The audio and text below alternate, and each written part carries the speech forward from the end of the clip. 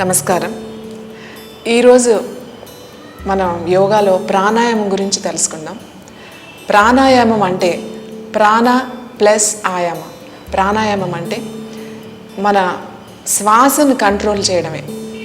మనం తీసుకునే శ్వాసను కంట్రోల్ చేయడాన్నే ప్రాణాయామం అంటారు. మరియు ఈ ప్రాణాయామం చేత ఫస్ట్ నెమ్మదిగా కళ్ళు మూసుకొని రెండు చేతులు చిన్ ముద్రలో, అంటే మీ బొటన వేలు మీ చూపుడు వేలు రెండు టిప్స్ రెండు కూడా జాయిన్ చేసి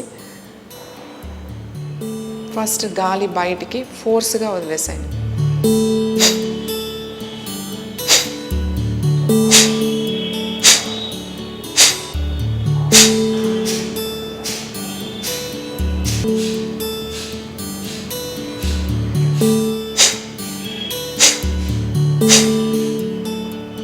స్లోలీ ఓపెన్ యువర్ ఐస్.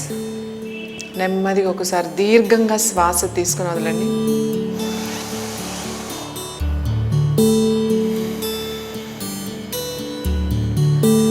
ఇది చేసేటప్పుడు మీరు ఫాస్ట్గా చేయడానికి ప్రయత్నం చేయొద్దు.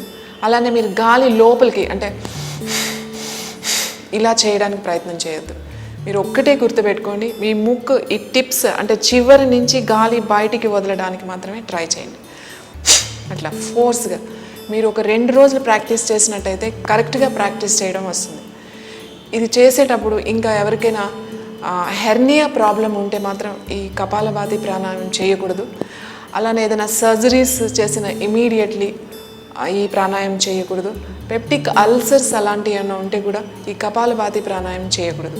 ఈ ప్రాబ్లమ్స్ మీకు కంట్రోల్లో ఉన్నప్పుడు మాత్రమే ఈ ప్రాణాయామం చేయాలి. అలాగే సివియర్ స్పాండిలైటిస్, వర్టిగో ప్రాబ్లం కూడా ఎక్కువగా ఉన్నప్పుడు ఈ ప్రాణాయామం చేయొద్దు.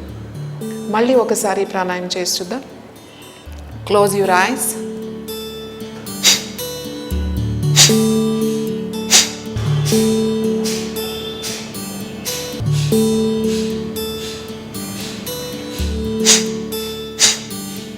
రిలాక్స్.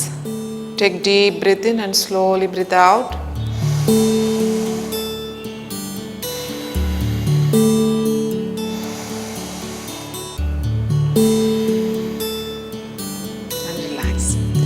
ఇంకొక ముఖ్యమైన విషయం, ఈ ప్రాణాయామం చేసేటప్పుడు మీ ఫేస్లో ఎక్స్ప్రెషన్స్ చేంజ్ చేయదు. అంటే కష్టంగా ఈ మజిల్స్ అన్నీ టైట్ చేసి ఇట్లా గట్టిగా చేసి అలా చేయొద్దు. మీ ఫేషియల్ మజిల్స్ అన్నీ కూడా ఫ్రీగా నార్మల్గా ఉండాలి. ఓన్లీ మీ ముక్కు మీదే కాన్సన్ట్రేషన్ చేయాలి.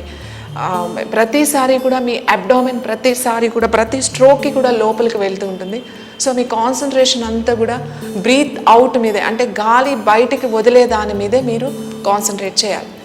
ఇది కనుక మీరు రెగ్యులర్గా ప్రాక్టీస్ చేసినట్టయితే మీరు 300 పర్ డే అంటే 300 వరకు మీరు చేయగలిగితే మీ పొట్ట దగ్గర ఉన్న కొవ్వు అద్భుతంగా తగ్గుతుంది. మీరు కావాలంటే ఒక టేప్తో మీరు మెజర్మెంట్ చేసుకోవచ్చు. ఒక నెల రోజులు మీరు ఇది ప్రాక్టీస్ చేసి దాని తర్వాత మళ్ళీ మీరు మెజర్మెంట్ తీసుకున్నట్టయితే పొట్ట దగ్గర ఉన్న ఫ్యాట్ ఇంచెస్ లాస్ ఈజీగా కూడా ఒక 1/2 ఇంచ్ వరకు మనం తగ్గించుకోవచ్చు. అలానే కొవ్వు బ్లడ్లో ఉన్న కొలెస్ట్రాల్ కూడా బాగా తగ్గుతుంది. అలాగే బ్రీతింగ్ అంటే అలర్జీస్, పొద్దున్నే లేవగానే తుమ్మడం, ఏదైనా స్మెల్ చూడగానే పడకపోవడం, అలర్జీస్ ఏవైతే ఉన్నాయో అటువంటి సమస్యల నుంచి చాలా తొందరగా తగ్గించుకోవచ్చు ఈ ప్రాణాయామం వల్ల.